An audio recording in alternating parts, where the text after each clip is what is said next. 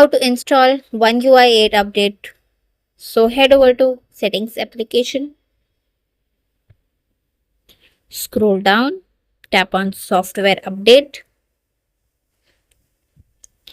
click on Download and Install.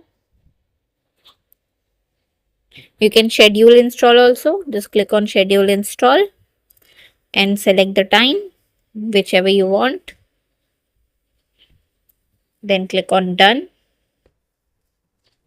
and your update will automatically installed on that time. If you want to install now, just click on this Install Now button.